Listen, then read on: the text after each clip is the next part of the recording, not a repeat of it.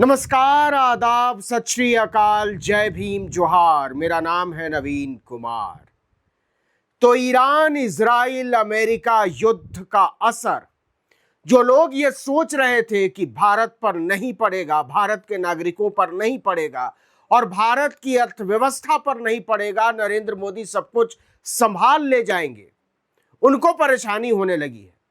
क्योंकि एक बारगी 60 रुपए सिलेंडर की कीमत बढ़ गई। और 60 रुपए जो मैं बता रहा हूं वो 14 किलो वाले सिलेंडर के बता रहा हूं।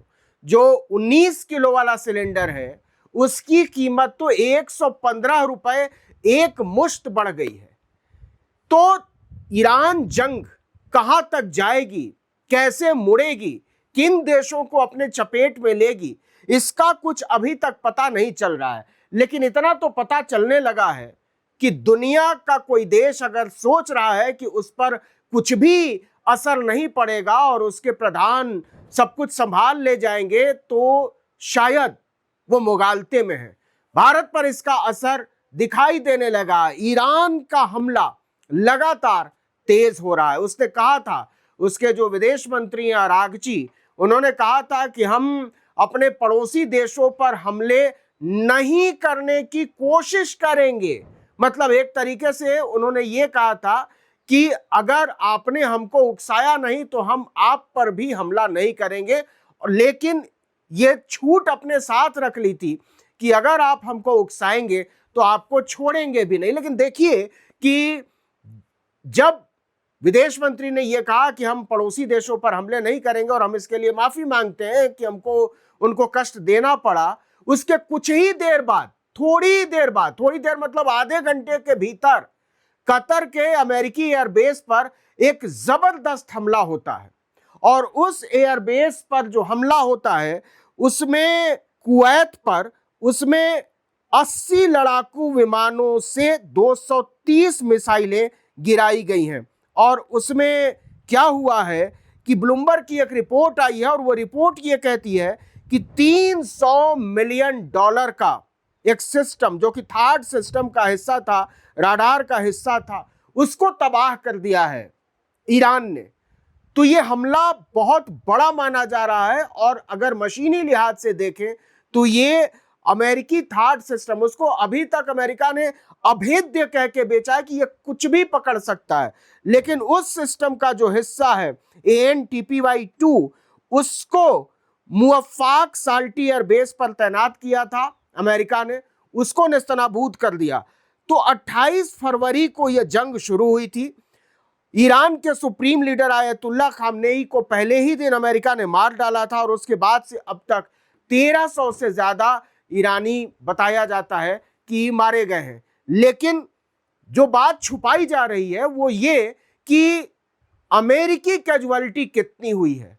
डोनाल्ड ट्रंप ने अभी तक इसका कोई सीधा साफ आंकड़ा सामने नहीं दिया है। और दुनिया की तमाम एजेंसियां जो यहूदियों के प्रभुत्व में और असर में काम करती हैं वो भी नहीं बता पा रही हैं कि अमेरिकी कैजुअलिटी कितनी है। क्योंकि ताबूत तो वहां पहुंच रहे हैं लेकिन ताबूत को गिनने वाला मीडिया अमेरिका में खत्म हो गया है। वहां की सरकार भी ताबूतों को गिनना बंद कर चुकी है। वहां का पूरा सिस्टम फेल हो गया है। लेकिन जो बुनियादी खबर है इस समय की वो ये है कि यूनाइटेड स्टेट्स की आर्मी जिस थर्ड सिस्टम के रडार AN/TPY-2 को ऑपरेट करती थी उसको मार गिराया, उसको खत्म कर दिया है।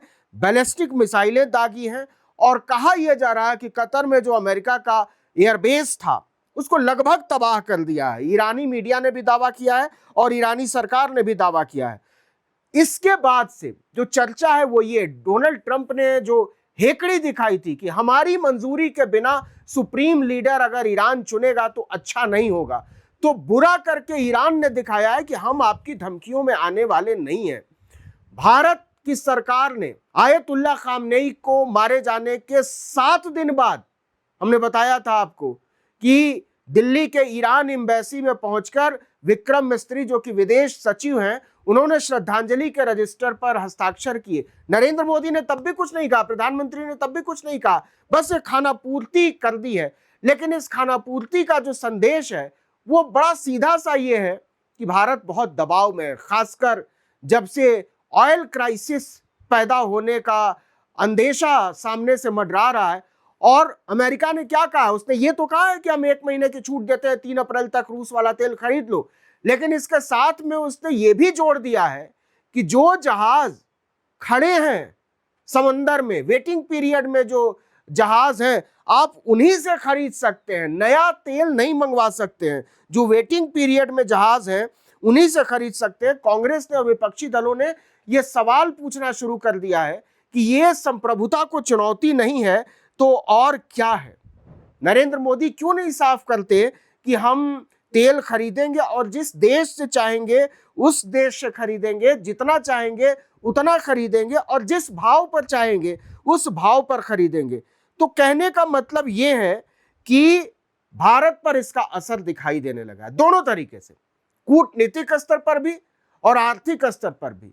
और जैसे जैसे डोनाल्ड ट्रंप की अंतर्राष्ट्रीय साख कमजोर पड़ रही है, और कमजोर पड़ रही है भी कहना ठीक नहीं होगा, कहना चाहिए जब से ध्वस्त हो रही है तब से भारत पर दबाव ज्यादा है। और भारत पर दबाव ज्यादा से ज्यादा भारत के प्रधानमंत्री पर दबाव ज्यादा है, क्योंकि उन्होंने पिछले कुछ वर्षों में जिस तरीके से भारत की विदेश नीति को, कूटनीति को बुना है, ईरान के इर्द गिर्द, अमेरिका के इर्द गिर्द, और इर्द गिर्द कहना भी शायद कमतर होगा, कहना चाहिए ईरान, इजराइल और अमेरिका के दबाव में, उसकी भारी कीमत इस समय भारत को चुकानी पड़ रही है। चाबार पोर्ट पर हमला हो गया तो बचा क्या है? ईरान की नजरों में हमारी जो विश्वसनीयता थी, जो साख थी, वो लगभग खत्म हो चुकी है। ईरान हमारा पुराना साझेदार रहा है। कश्मीर के मुद्दे पर उसने जिस तरीके से यूनाइटेड नेशंस में भारत का बहुत मुश्किल दौर में ओआईसी के देशों से लड़कर साथ दिया, उसको भुलाया नहीं जा सकता है। लेकिन नरेंद्र मोदी के लिए शायद इन सब चीजों की उतनी अहमियत नहीं है जितनी इजराइल और बेंजामिन नेतन्याहू और डोनाल्ड माई फ्रेंड की है। तो कहने का मतलब यह है कि मुश्किल समय में भारत है, ऑयल क्राइसिस की कगार पर खड़ा है, एलपीजी का संकट खड़ा हो सकता है। आपको बताया ही था हमने कि आपातकालीन जो नियम है भारत सरकार के उत्पादन के, उसको लागू कर दिया है। तो ईरान जंग रोकना नहीं चाहता इस समय, क्योंकि वो दुनिया को यह संदेश नहीं देना चाहता है कि अमेरिका के दबाव में उसने लड़ाई रोक दी, उसको कमजोर देश के तौर पर समझा जाए, माना जाए, ये ईरान नहीं चाहता। और ईरान की सरकार ने 2 दिन पहले ही कहा है और दिल्ली में खड़े होकर कहा है, डंके की चोट पर कहा है कॉन्क्लेव में, कि ईरान आखिरी गोली तक ये लड़ाई लड़ेगा। मतलब मिसाइल छोड़ दीजिए, हमारे जो सिस्टम है, लॉन्चर है, जो ड्रोन है, उसको छोड़ दीजिए, हम तो आखिरी गोली बंदूक में जब तक बची हुई है उस दम तक लड़ेंगे। और यही समस्या है डोनाल्ड ट्रंप की, क्योंकि डोनाल्ड ट्रंप ये कहने की स्थिति में नहीं है कि हम तब तक लड़ेंगे जब तक कि हम विजय नहीं हासिल कर लेते हैं। और जब ट्रंप ही ईरान की दहशत में आ चुके हैं तो इजराइल की दहशत और बेंजामिन नेतन्याहू की दहशत को समझा जा सकता है। तो जियोपॉलिटिक्स जो दुनिया की है वो बड़ी तेजी से बदल रही है। यूरोप के देशों ने रीपोजिशनिंग की है, चाहे वो ब्रिटेन हो, चाहे वो स्पेन हो, चाहे वो पुर्तगाल हो, इन देशों ने, ऑस्ट्रेलिया हो, फ्रांस, जर्मनी तक ने अपनी रीपोजिशनिंग शुरू कर दी है।